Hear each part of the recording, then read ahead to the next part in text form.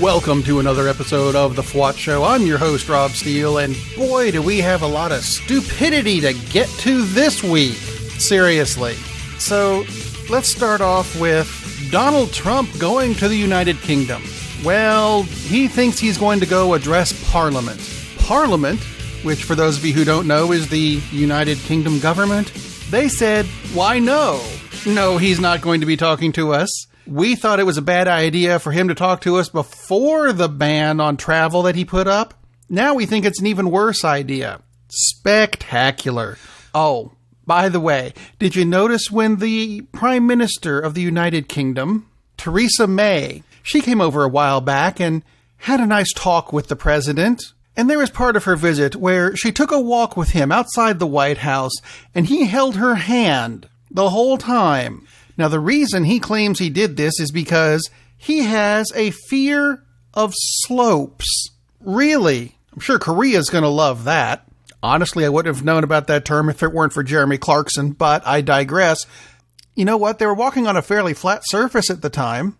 And if he really had a fear of slopes, would he have actually entered that press conference on an escalator, which is a slope? I'm not sure he knows what a slope is, because if he actually does have this fear of slopes, why does he keep putting himself on such a slippery one? Speaking of the whole, we're going to ban people from coming into this country unless they are American-born and apparently Christian. They have to be both. You can't be a Muslim American and come back into this country when this ban is going on. Why? Do you need proof of that? How about a man by the name of Sid Bakanavar? He's a U.S.-born Muslim. He happened to go on a trip to South America when the ban was instituted. That's where he races solar-powered cars. He's actually a very big scientist in this whole alternative energy thing. They wouldn't let him back in the country because he's a Muslim. American citizen, but, wrong religion. Really? Really? Is that the way you want to do it? You want another one? Because, it's just one isolated incident. You want someone else? How about Ibtihaj Muhammad? I know, it's a Muslim name. Oh no, it's a Muslim coming into the country, even though she just won a bronze medal for the U.S. in the 2016 Olympics. Hello? Oh no, we can't have her come in because she's a Muslim, even though she was born in this country and has every right to come here. But no. The ban was put in place. Well, you know what? A federal judge, or 17 or 30 or fucking all of them, decided to overturn the ban. It's not there anymore. You know why? Because it's a bad idea. Well, you know that, and the Constitution, which is what the country is based on, says it's a bad idea. You catching a theme for this show? It's even a very anti-Christian attitude. Do unto others. Do you remember that bit? It's in the Bible, actually a few times. No, can't have that. Ooh, Muslim can't have... Really? Really? But of course, this whole Republican thing has gone a little bit too far. The Republican takeover just this past week eliminated a federal agency that makes sure that voting machines can't be hacked. Let's see if we follow this. This is a group of people who are screaming at the top of their lungs that the election is rigged. That they won, by the way. The election they won is rigged. Huh? And just to make sure that, I guess we can't tell that it's rigged, they're getting rid of the people who make sure that it can't be rigged or hacked or disturbed in any way. Does this make any sense to anyone? But if making up things about the election isn't enough, how about all these terrorist attacks? Because it's not just Bowling Green anymore. There was a list that Sean Spicer came out with last week where he talked about the San Bernardino attack. Yeah, okay, Muslims, but they're from America, so I don't see the ban issue going up there. That doesn't make sense.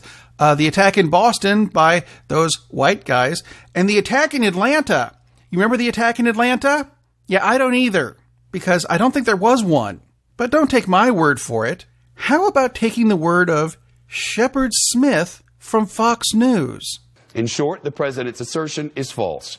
The White House knows that it was false or could have learned that it was false with a quick Google check, but either did not do so or decided not to tell the truth. Regarding the entire White House list of 78 attacks, Fox News properties covered all of the major ones and at least 79% of all mentioned. But of course, this doesn't preclude the House of Representatives, namely Representative Sean Duffy, from coming out and defending the ban, saying, "We must stop the people from the Middle East. But what about the white terrorists, Sean? What about them? Oh, those are completely different. We must stop the brown terrorists." No. A terrorist is a terrorist is a terrorist. Period. That's the way it goes. But you know what? We're not just attacking people who may or may not be terrorists. And in this case, they're not. How about attacking disabled people? Yeah. Did you know that's happening? There was a big section of the White House website and the Department of Education's website having to deal with disabled children and how to deal with disabled children. But it happens. I don't like it to happen. It just does. Those sections of the websites, they're gone now. Why? Because we have a new Secretary of Education. Her name is Betsy DeVos. And you know what? That is awfully suspiciously like Davros. DeVos? Davros? It's very similar. Who is Davros? He is the biggest bad guy in the history of the Doctor Who series. That just doesn't set right. And I know I'm being prejudicial based on her name, but you know what? It might not even be just me. There's a guy by the name of Thomas Massey who introduced a bill called H.R. 899. And the bill is to abolish the Federal Department of Education. Let me read this bill to you. It reads, "In its entirety, the Department of Education shall terminate on December 31st, 2018. That's it. I suppose that's one way to keep DeVos from being the Secretary of Education. But, really? That's taking it a bit far. And he's a Republican. Isn't he on her side? I don't understand this. Makes no sense at all whatsoever. But the reason I think I'm getting started on the whole DeVos thing, she scares me. I mean, she's not qualified in the slightest. Let's start with her first tweet. Isn't this sad that we're reduced to, judging people based on their tweets? Her first tweet is, "Well, day one on the job is done, but we're only getting started. Now, where do I find the pencils?" Bitch, you work for the Department of Education. Teachers in this country supply their own materials. The pencils are at the store. Go get them. Daft bitch. But no, that's not it. She also had a comment for Black History Month. "Education must not simply teach work, it must teach life." That's a quote from W.E.B. Du Bois. It's actually Dubois, but she misspelled his name. That, in and of itself, might not be such a bad thing, because, typos happen, even though it's not D.E. Bois, it's D.U. Bois, because, the E and the U are only separated by 3 letters on a keyboard. However, that wasn't it. She also apologized for the typo earlier. Yeah, apologized. I pronounce it that way because that's how she spelled it. She's correcting a typo with a typo. This is your Secretary of Education. Now, somebody popped up in the middle of this that I didn't quite understand the reason for her reappearance on the scene at this time. Jill Stein. You remember her? One of the big independent people? I'm going to be running for president, and kind of screwed up the system a bit, I think. But she popped up again and said that DeVos was voted in because, quote, "Democrats serve corporate interests." Now, for those of you who followed the election of DeVos, you probably noticed a pattern. And the pattern was every single Democrat voted against her. See, a pattern. All of them voted against her. But, I guess Democrats could serve corporate interests, like, the Corporation for Public Broadcasting. They'd like to keep that going, even though, other people don't seem to be that interested in it like the Republicans, which doesn't make any sense. That's where a lot of children learn a lot of things. It's a good idea to keep open. It's a good place to learn things like your numbers and calendars. Calendars are a very important thing. Although Donald Trump doesn't seem to have learned his calendar because earlier this week and I hate saying this, he tweeted It is a disgrace that my full cabinet is not in place. The longest such delay in the history of our country. Obstruction by Democrats. Yeah, okay, wah.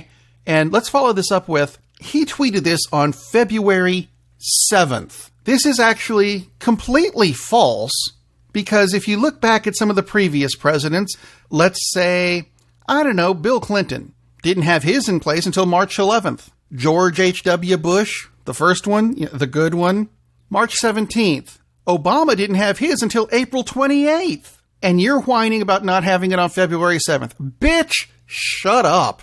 Seriously. But he makes these things up, and his followers believe him. And I found this wonderful quote this week from TV personality Andy Daly, who said, quote, I think Trump could tell his supporters he already built the wall, and they'd believe him. Much cheaper that way, actually. And I agree. I think that might actually work. Let's see if we can get him to give it a shot. But Rob, we need to keep out those immigrants because they're going to be really horrible and terrorists and kill people in the States and whiny stuff. See, no.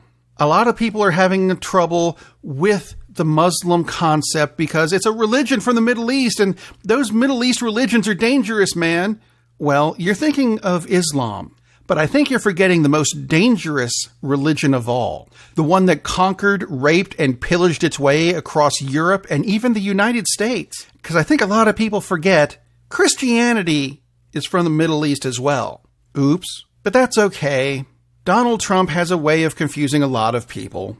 I mean, he's even confused his own party. I mean, Rafael Cruz, you know who I'm talking about, said that the Democrats are the party of the KKK. I'm not sure he knows what party he's even in anymore, because every member of the KKK voted for Trump. That was one of the big things that came out in the news. One of the reasons that people said, we really shouldn't vote for this guy. By the way, hey, Raph, you do remember that your parents were refugee immigrants, right? Or have you forgotten that part? It's part of your history. We don't need to learn your history, but you should know your own. Just a thought. So in conclusion to this section of the show, I've come up with what I think is the best description of Donald Trump. Donald Trump, I think, is a rapist with erectile dysfunction. This is an analogy. I don't mean that literally, although there is the rape charge against him from when he banged the 14-year-old girl repeatedly. Yes, Donald Trump, I think, is a rapist with erectile dysfunction because he's made a bad career choice. He's not equipped to do the job, but he is still capable of causing a lot of damage, both psychological and physical. And now, amusing protest news. I absolutely loved this. There was supposed to be a very large anti-abortion protest outside Planned Parenthood in St. Paul, Minnesota. Somewhere around 500 anti-abortion activists got together and said, no, bad idea. And they started to march on Planned Parenthood when they were met by about 5,500 pro-choice counter-protesters. Isn't that wonderful? There's footage of this. Go look it up. Don't take my word for it. Absolutely beautiful. And now on to a bit of tech news, because it's my show and I can do what I want. So there. For those of you who are still on Verizon, there is now an honest alternative that's half the price. And you've heard of it. It's called T-Mobile. Now, this is not an ad for T-Mobile. This is actually a news story, because earlier this week it came out through the media that there have been tests on the 4 major cell phone providers: Verizon, T-Mobile, Sprint, and AT&T. Verizon and T-Mobile are essentially tied atop this leaderboard of who has the best service. Here's the catch. T-Mobile is almost always half the price with unlimited data, talk, and text, as opposed to Verizon, which limits your data, limits your talk, and limits your text. Why exactly would anyone pay more for less? Just asking. While we're at it, I'm going to ask this because this is one I do not understand. Windows 10 is supposed to have a big visual upgrade sometime this year, and leaked photos of what it will look like are out. and I've seen them. And as a tech guy, I have to say, changing the color of the start bar is something we can already do. The only thing I saw that looked different than a regular Windows 10 computer was that someone had actually opened Microsoft Groove to play an MP3 instead of using an MP3 player that works logically. I'm not sure that counts as a visual improvement. Do you agree? Disagree? Do you have a better idea of what they're talking about? Because that's all I've seen. Contact me through the website, thefwotshow.com. There's buttons for Facebook and Twitter. I think the email button is still there. Don't forget to tell your friends about the show because it's fun and you did learn something. I'm not sure which part of it you learned because I don't know what you knew before, but you learned something during the show. And of course, I would like to thank Jesus Jones for the spectacular theme song. I really like it. It's a fun song. I enjoy it most thoroughly. Even the version with the lyrics, which I'll see if I can put on the website someday. Just, to promote the band, because it's a good band. New album forthcoming. In the meantime, I would like all of you who are listening to the show to be careful out there, because it's still really damn weird.